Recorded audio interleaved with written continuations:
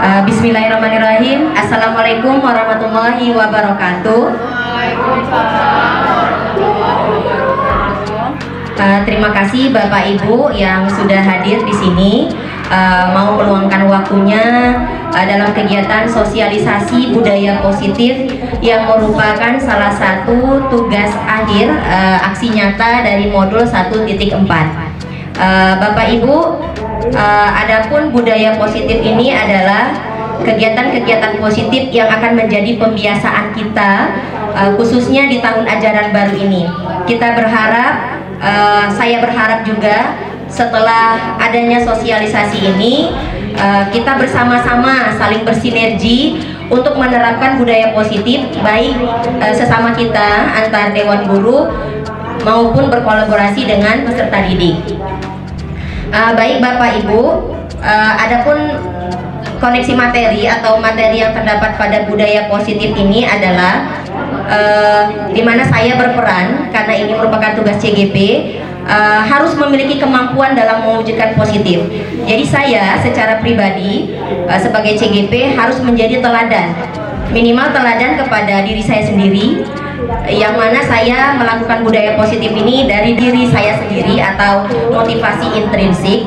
Kemudian saya bisa menjadi teladan bagi rekan-rekan dan juga teladan bagi peserta didik saya.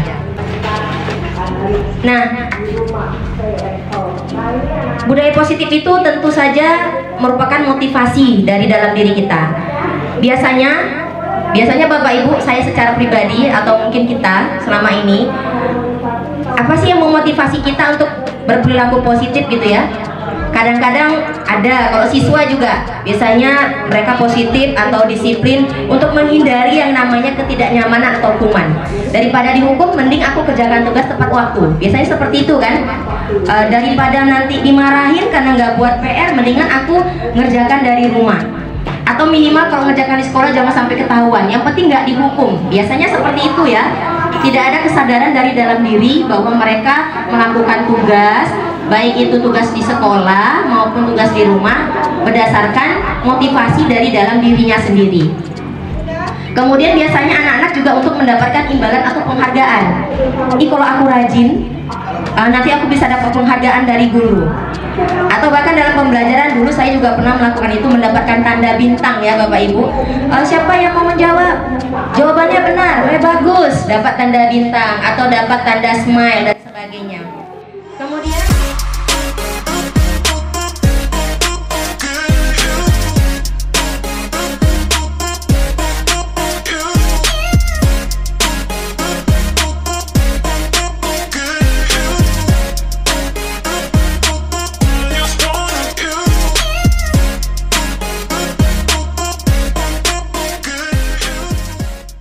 baik, terima kasih Bu Tuti sudah memberikan kesempatan untuk saya masalah kasus pelanggaran. Kalau ini kan berbicara tentang Andi ya.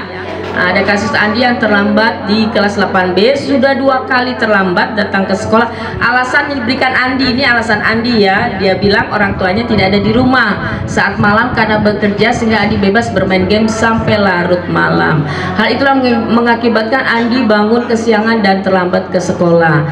Pengalaman saya ya, ini menurut pengalaman saya pribadi dalam mengatasi anak ini, seandainya Andi itu adalah murid saya, maka yang pertama saya rangkul ya, saya tanyakan dengan kasih sesuai alasan dia. Yang kedua, saya konfirmasi dengan orang tuanya apakah benar ayahnya atau ibunya bekerja. Jadi saya coba follow up ke orang tuanya dulu, apakah boleh telepon. Kalau telepon tidak bisa, biasanya saya datangi ke rumahnya, begitu kebenarannya. Dan saya coba cari solusi, bukan menghukum, tapi mencari solusi kenapa sampai dia 2 kali terlambat, begitu ya.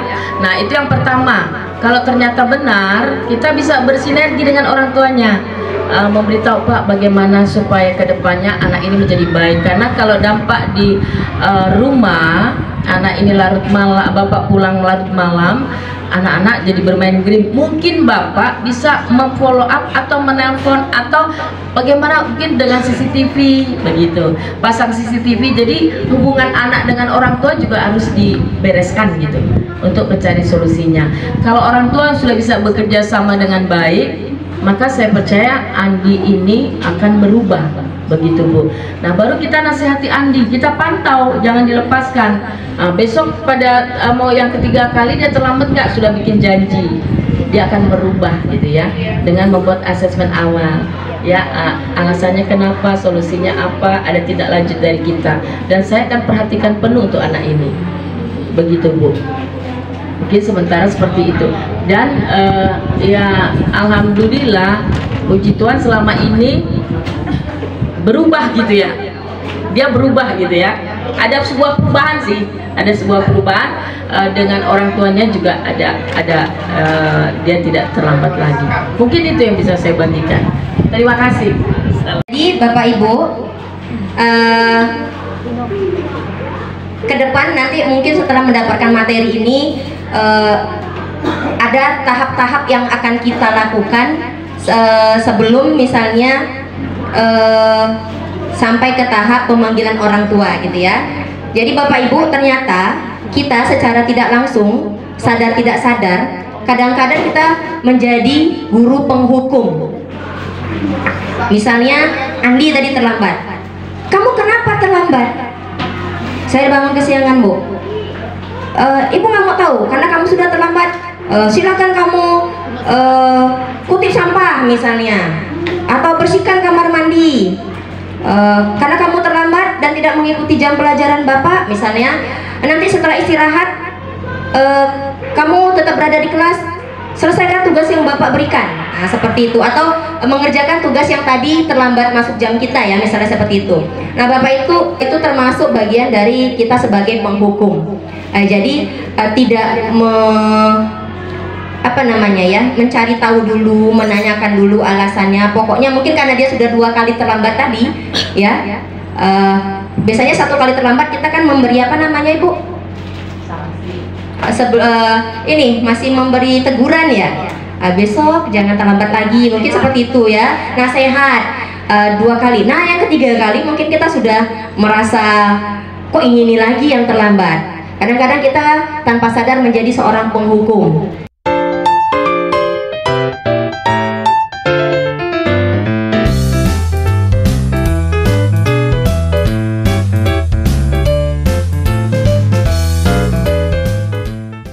Tadi ada 5 posisi kita sebagai guru: penghukum, pembuat rasa bersalah, teman, pemantau, dan juga sebagai manajer. Nah, apa sih manajer itu? Nah, jadi manajer itu, karena kita sudah punya kesepakatan kelas, ya, kita sudah punya keyakinan kelas, keyakinan mata pelajaran juga, guru mempersilahkan murid bertanggung jawab terhadap perilakunya. Jadi mereka harus bertanggung jawab dan menerima konsekuensi dari pelanggaran yang dilakukan berdasarkan keyakinan kelas yang sudah kita buat.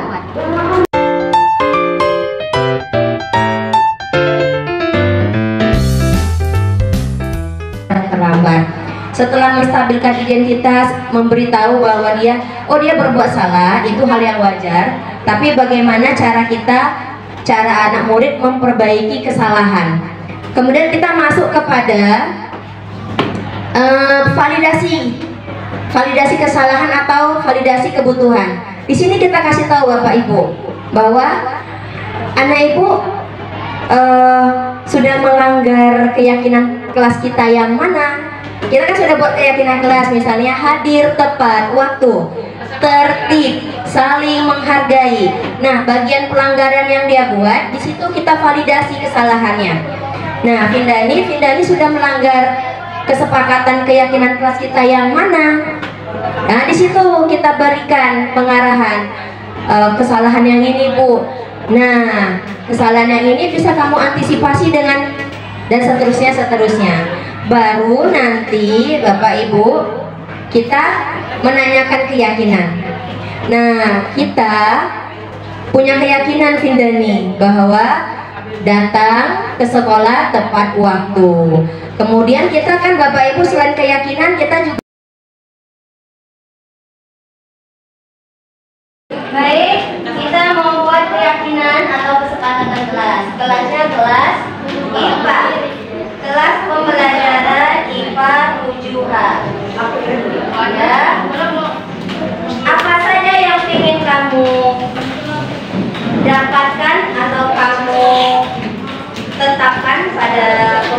terlibat di kelas ini.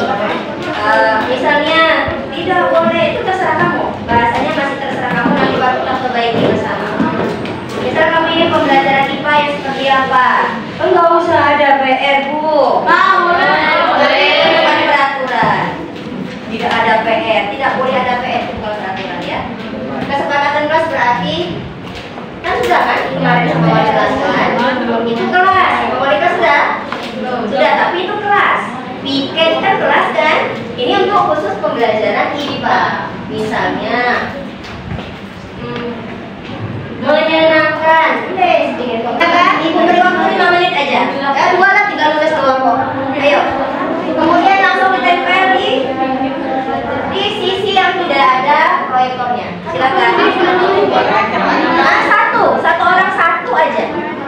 Satu kalimat atau satu pernyataan atau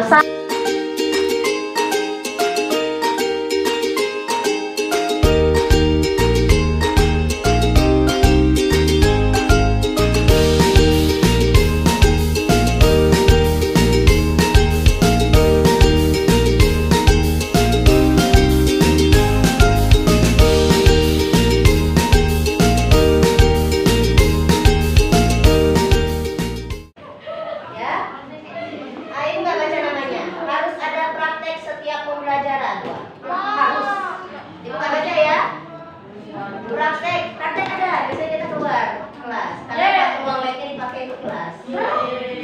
Oke, berarti masuk ke ini ada juga nih, pembelajaran menyenangkan, kita satukan ya. Ada praktek berarti kan itu menyenangkan karena di luar. Yang penting belajar. Agak berbeda dengan yang satu lagi, tidak ada catatan. Gimana kita belajar?